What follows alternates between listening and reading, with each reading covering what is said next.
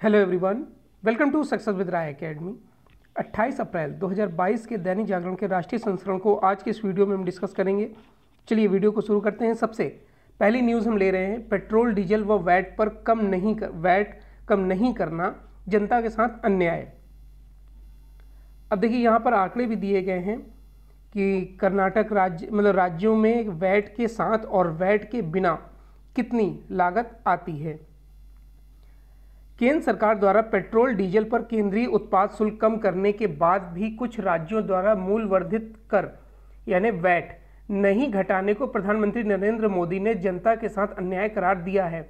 गत 6 माह में इन राज्यों की अधिक वैट वसूलने से हुई कमाई का ब्यौरा देते हुए मोदी ने इसे तत्काल घटाने का आग्रह किया है।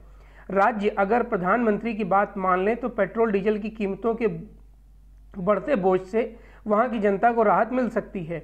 यह मुद्दा उठाकर मोदी ने विपक्ष शासित राज्यों को कटघरे में खड़ा कर दिया है। वहीं कांग्रेस ने केंद्र सरकार पर ही आरोप लगाया है कि उसकी तरफ से हुई पेट्रोल उत्पादों पर बेतहाशा शुल्क लगाया जा रहा है। नवंबर में डीजल पेट्रोल की बढ़ती कीमतों में राहत देने के लिए केंद्र सरकार ने उत्पाद शुल्क में पेट्रोल पंप पर 5 रुपये प्रति लीटर और डीजल पर 10 रुपये प्रति लीटर की कटौती की थी। इसके बाद भाजपा शासित कई राज्य समेत दिल्ली और पंजाब ने भी वैट दरों में कटौती कर दी थी। तमिलनाडु, महाराष्ट्र, बंगाल, तेलंगाना, आंध्र प्रदेश, केरल और झारखंड ने इसमें कटौती से इनकार कर दिया था। नेक्स्ट न्यूज़ है कि 6 माह में 60,000 करोड़ रुपए उर्वरक सब्सिडी देगी सरकार। अंतर्राष्ट्रीय स्तर पर उर्वरक की महंगाई के कुप्रभाव से घरेलू किसानों को बचाने के लिए सरकार ने 60,000 करोड़ रुपए से अधिक की उर्वरक सब्सिडी की घोषणा की है। यह सब्सिडी चालू खरीफ सीजन के बाबत केवल अप्रैल से सितंबर के यानी कि 6 महीने के लिए है। पिछले वित्तीय वर्ष के लिए उर्वरक सब्सिडी 57,000 करोड़ रुपए थी। इस भारी सब्सिडी का उपयोग कई अमोनियम फास्फेट समेत अन्य फास्फेटिक और पोटेशियम उर्वरकों के बढ़ते मूल्यों पर काबू पाने के लिए किया गया। सब्सिडी की दरें 1 अप्रैल से लागू मानी जाएंगी। प्रधानमंत्री नरेंद्र मोदी की अध्यक्षता में बुधवार को आर्थिक मामलों की कैबिनेट समिति की हुई बैठक में चालू खरीफ सीजन के लिए उर्वरक सब्सिडी प्रस्तावों पर मुहर लगा दी गई है।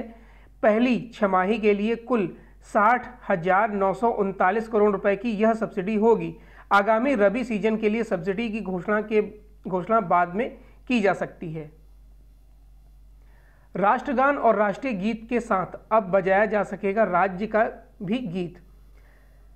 सभी स्थानीय भारतीय भाषाओं को आगे बढ़ाने में जुटे केंद्र ने आधिकारिक कार्यक्रम में राष्ट्रगान और राष्ट्रगीत के साथ अब राज्य के गीत को भी बजाने और गाने की सैद्धांतिक अनुमति दे दी है।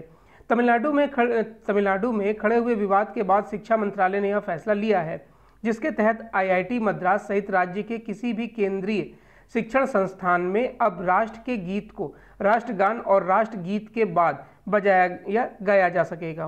फिलहाल अभी तक यह व्यवस्था लागू नहीं थी। माना जा रहा है कि अगले 1-2 दिनों में इसे लेकर मंत्रालय की ओर से आदेश भी जारी किया जाएगा।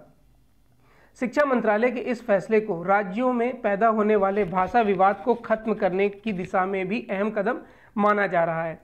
आने वाले दिनों में दूसरे राज्यों को भी इसी तर्ज पर अनुमति दी जा सकती है। वैसे यह फैसला अभी सिर्फ तमिलनाडु के केंद्रीय शिक्षण संस्थानों के लिए किया गया है। नेक्स्ट न्यूज़ है कि RBI चरणबद्ध तरीके से लॉन्च करेगा डिजिटल करेंसी।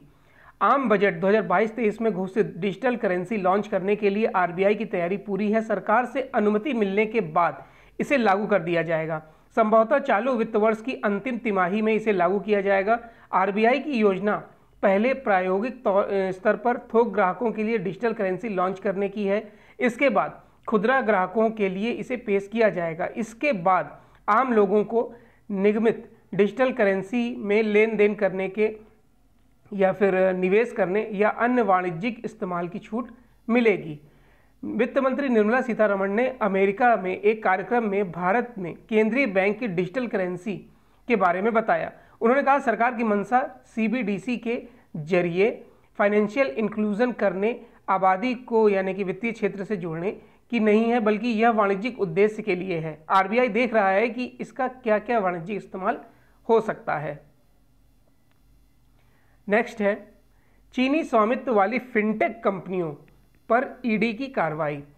अल्पकालिक कर्ज देने वाली फिनटेक कंपनियों के खिलाफ कार्रवाई करते हुए ईडी ने उनकी करोड़ों की संपत्ति जब्त कर ली है। चीनी नागरिकों द्वारा नियंत्रित ये कंपनियां मनी लॉन्ड्रिंग में भी लिप्त थीं। प्रवर्तन निदेशालय ने बुधवार को बताया कि जब्त किए गए 6.17 करोड़ रुपए फिनटेक कंपनियों और उनसे जुड़े लोगों के खाते में पड़े थे। यह कार्रवाई मनी लॉन्ड्रिंग से जुड़े एक मामले की जांच के सिलसिले में की गई है। ईडी ने बताया कि बेंगलोर के मराहट्टी व महालक्ष्मीपुरम थानों में विभिन्न धाराओं में दर्ज एफआईआर के अनुसार यहां जांच शुरू की गई है।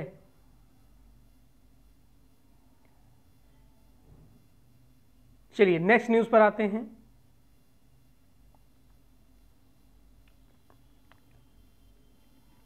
भारत की पहचान बने दुनिया के संबंधों का आधार। विदेश मंत्री एस जयशंकर ने बुधवार को कहा कि वैश्विक समुदाय को उनकी शर्तें मानकर खुश करने की कोशिश करने के बजाय भारत को अपनी पहचान में विश्वास के आधार पर उनसे बातचीत करनी चाहिए। यूक्रेन पर रूस के हमले का विरोध करने के लिए भारत पर पश्चिमी देशों के बढ़ते दबाव के बीच उन्होंने यह बात कही है। जयशंकर ने रायसीना डायलॉग में कहा, हमें इस बारे में आश्वस्त होना होगा कि हम कौन हैं। मुझे लगता है कि दुनिया जैसे भी है उसे उस रूप में खुश करने के बजाय हम जो हैं उस आधार पर विश्वास से बातचीत करना बेहतर है। यह राय जिसे हमारे लिए अन्य गढ़ते हैं कि कहीं ना कहीं हमें अन्य वर्गों की मंजूरी की ज़रूरत है। मुझे लगता है कि उस दौर को हमें पीछे छोड़ने की ज़रूरत है। यूक्रेन संकट का जिक्र करते हुए उन्होंने कहा कि संघर्ष से निपटने का सर्वश्रेष्ठ तरीका लड़ाई रोकना और वार्ता करने पर जोर देना है। साथ ही संकट पर भारत का रुख इस तरह की पहल किसी पहल को आगे बढ़ाना है। भारत की आज़ादी के बाद 75 साल के सफ़र और आगे की राह के बारे में जयशंकर ने कहा कि हमें विश्व को अधिकार की संभावना या भावना से नहीं देखना चाहिए। हमें विश्व में अपनी जगह बनाने की जरूरत है।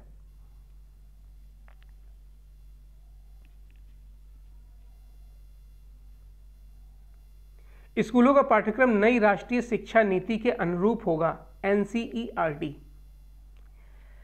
नई राष्ट्रीय शिक्षा नीति आने के बाद से ही स्कूलों के लिए नया पाठ्यक्रम तैयार करने का काम तेजी से चल रहा है। हालांकि अभी इसके तैयार होने में साल भर से ज़्यादा वक्त लगेगा, लेकिन इससे पहले ही इसके स्वरूप को लेकर तरह तरह की आशंकाएं उठना शुरू हो गई हैं।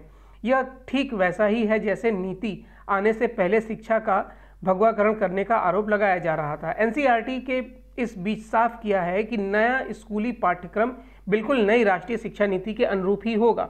साथ ही यह भी नीति की तरह निर्विवाद और भविष्य की जरूरतों पर फोकस करते हुए होगा। खास बात यह है कि स्कूल के लिए तैयार हो रहे नए पाठ्यक्रम को नीति के अनुरूप रखने के लिए सरकार ने राष्ट्रीय स्तर पर एक संचालन समिति भी गठित कर रखी है। इसका प्रमुख पूर्व इसरो प्रमुख और देश के वरिष्ठ वैज्ञानिक डॉक्टर के कस्तूरी रंगन को बनाया गया है। नई राष्ट्रीय शिक्षा नीति भी कस्तूरी रंगन की अगुवाई में तैयार की गई थी। 3 दिन 3 देश और 7 राष्ट्र प्रमुखों से पीएम की वार्ता।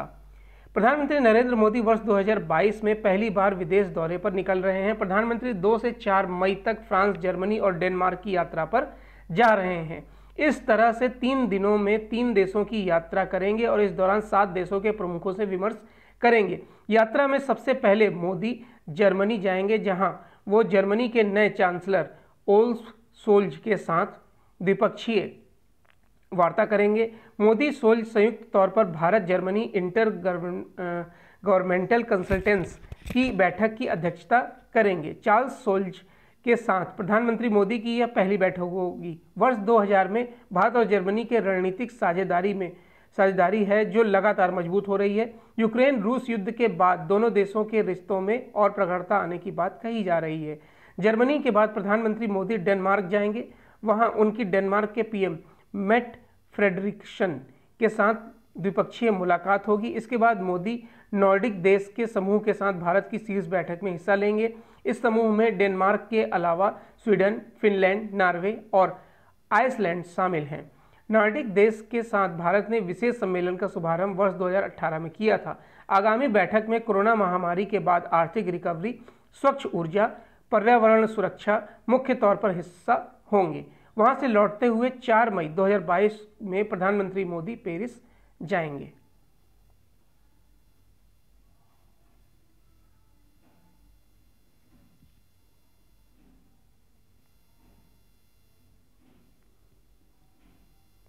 जम्मू कश्मीर में क्वार पनबिजली परियोजना के लिए 4,526 करोड़ रुपए मंजूर। अगर आपसे क्वेश्चन में ये पूछता है कि क्वार पनबिजली परियोजना कहाँ स्थित है, तो आंसर होगा जम्मू कश्मीर। केंद्रीय कैबिनेट ने बुधवार को जम्मू कश्मीर में 540 मेगावाट क्षमता की क्वार पनबिजली परियोजना के निर्माण के लिए 4,526.12 करोड़ रुपए के निवेश प्रस्ताव को मंजूरी दे दी है। प्रधानमंत्री नरेंद्र मोदी की अध्यक्षता आर्थिक मामलों पर कैबिनेट समिति की बैठक में लिए गए निर्णयों की जानकारी देते हुए केंद्रीय सूचना व प्रसारण मंत्री अनुराग ठाकुर ने संवाददाताओं से कहा, मंत्रिमंडल ने 4,526.12 करोड़ रुपए की लागत से 540 मेगावाट क्षमता की क्वार जल विद्युत परियोजना के निर्माण को मंजूरी दे दी है। इस परियोजना से 197.55 करोड़ यूनिट बिजली का उत्पादन होगा। इसे 54 महीने में चालू किया जाएगा। इस परियोजना से प्रत्यक्ष एवं परोक्ष रूप से करीब 2500 लोगों को रोजगार मिलेगा।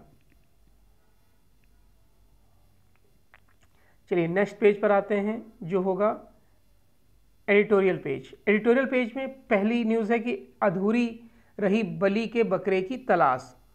अब ये प्रशांत किशोर जो कांग्रेस में शामिल होने वाले थे, फिर नहीं हुए, इसमें क्या मुद्दा रहा, इस पर लिखा गया है आर्टिकल। तो ये पॉलिटिकल आर्टिकल है, इसे डिस्कस नहीं करेंगे। न्याय एवं सुरक्षा के नए युग का आरंभ, इस आर्टिकल को देख लेते हैं, जो लिखा है डॉक्टर तुलसी भारद्वाज ने।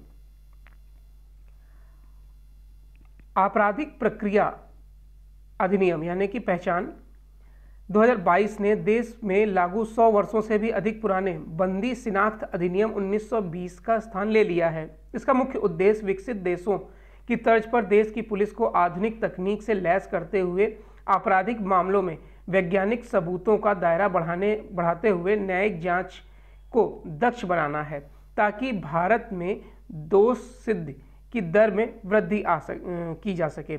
अब पुलिस अपराधियों के निजी भौतिक एवं जैविक डाटा को सबूतों के तौर पर एकत्र कर सकती है। जैविक डाटा में अपराधियों के बायोमेट्रिक रिकॉर्ड जैसे रेटिना एवं आंखों की पुतली के स्कैन, रक्त के नमूने आदि शामिल हैं।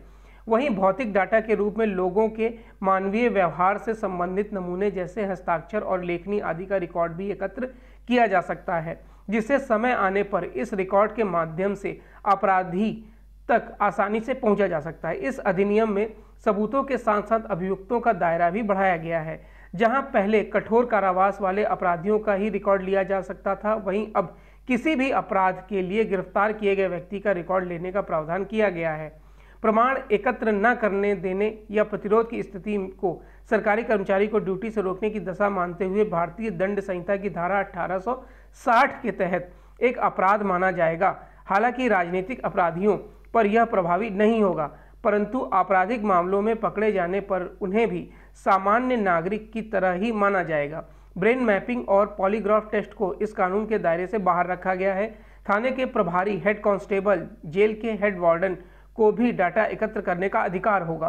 पुलिस के साथ साथ मेट्रोपॉलिटन मजिस्ट्रेट भी इन अधिकारों से लैस रहेंगे, ताकि न्यायिक प्रक्रिया के दौरान किसी भी संदिग्ध व्यक्ति पर इस अधिकार का प्रयोग किया जा सके। यद्यपि दोष मुक्त होने की स्थिति में उसके रिकॉर्ड को हटा दिया जाएगा।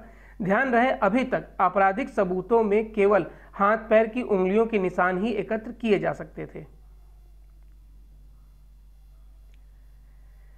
चलिए नेक्स्ट न्यूज़ पर आते हैं, जो है बिजनेस पेज से कि जीएसटी स्लैब के बदलाव की राह में रोड़ा अटका सकती है वैश्विक महंगाई। वैश्विक महंगाई जीएसटी दरों के बदलाव की राह में रोड़ा अटका सकती हैं। दरों में बदलाव करने से महंगाई को और हवा मिल सकती है, जिससे मांग प्रभावित होगी और खपत में भी कमी से न केवल मैन्युफैक्चरिंग बल्कि पूरी अर्थव्यवस्था प्रभावित होगी। फिलहाल वित्त मंत्रालय की जीएसटी दरों में बदलाव की बात से परहेज करता दिख रहा है। तभी हाल ही में मंत्रालय ने दरों में बदलाव पर छपी खबर का खंडन जारी कर बताया कि सरकार 143 वस्तुओं की दरों में बदलाव के लिए राज्यों से कोई फीडबैक नहीं ले रही है, जबकि जीएसटी दरों में बदलाव की तैयारी पिछले कई महीनों से चल रही है। 4 मई को खुलेगा एलआईसी का आईपीओ। देश की सबसे बड़ी बीमा कंपनी एलआईसी के आईपीओ की आधिकारिक घोषणा कर दी गई है। आईपीओ 4 मई को खुलेगा और 9 मई को बंद होगा। 17 मई को शेयर बाजार में सूचीबद्ध होगा। इसका प्राइस बैंड 902 से 949 रुपए के बीच रखा गया है। निवेशक 15 शेयर की लॉट पर बोली लगा सकेंगे।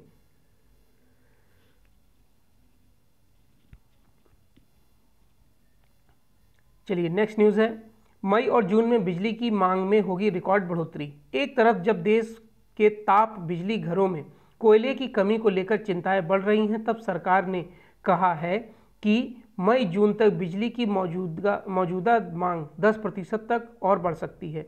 मंगलवार को देश में बिजली की मांग 2.01 लाख मेगावाट थी। यह पिछले वर्ष 9 जुलाई को दर्ज 2 लाख मेगावाट से भी ज़्यादा थी।